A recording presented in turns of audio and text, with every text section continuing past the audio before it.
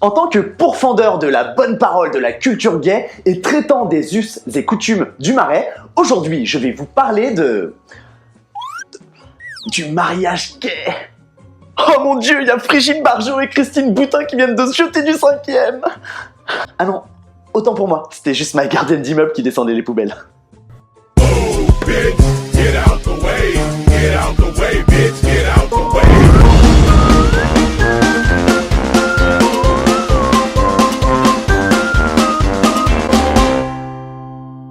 Alors, je sais ce que vous allez me dire, hein. Ouais, mais pourquoi parler de ce sujet maintenant que la loi est passée et que tout est ok? Je suis sûr que vous parlez comme ça en plus, en moins débile peut-être. Mais sait-on ce qui s'est passé depuis, hein? C'est ça qui est intéressant, hein. Qu'est-ce qui s'est passé après la loi? Je suis sûr que vous vous posez la question. Bah, il y a eu des mariages en fait, mais ça, personne n'en parle. Par exemple, j'ai 2 potes à moi qui se sont mariés l'année dernière, Camille et Gwenaël. Oui, non, c'est 2 mecs. On est en 2016 les gars, hein. Maintenant c'est le mélange des genres, on se prête tout, hein. Les talons, les prénoms, les maris.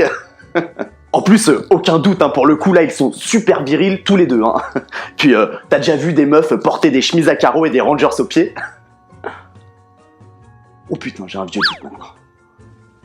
Bref, bah ils font partie maintenant des 20 000 mariages célébrés depuis la loi Taubira pendant cette période. Ce qui correspond à un mariage sur 20. Vous vous rendez compte? 1 sur 20.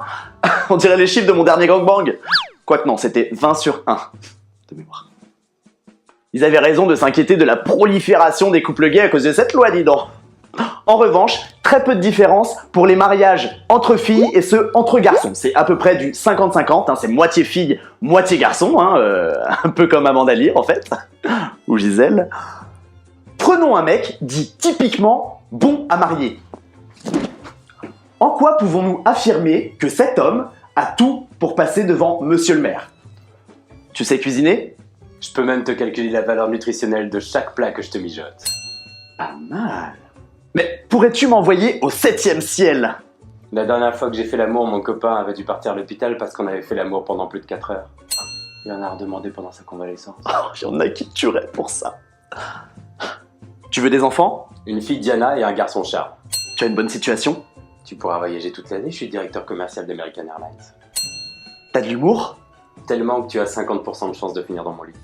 Pourquoi? Parce que moi je suis d'accord. Oh mon dieu, je suis en train de tomber amoureux. Du coup on se marie? Mais tu m'as pris pour une pute! On s'écrit quand même. À l'heure actuelle, nous sommes 21 pays à avoir adopté la loi permettant le mariage entre personnes du même sexe, ce qui correspond à peu près à 1 pays sur 6. Et ce, en 15 ans! À ce rythme-là, en 2030, même les FARC et les djihadistes pourront se passer la bague au doigt. Ce qui fait qu'on passera du terrorisme actif au terrorisme passif, en fait. Alors fatalement, hein, après le mariage pour tous, certains passeront par la case divorce pour tous. Bah oui, on va pas y couper nous non plus, hein. Alors, si pour les mariages hétérosexuels, certains se disputaient le partage des biens, dans notre cas, ce sera plutôt le partage des mâles. Et puis personne se battra pour garder la chatte, hein. Bon, on parle mariage, mais en attendant, moi... Attends!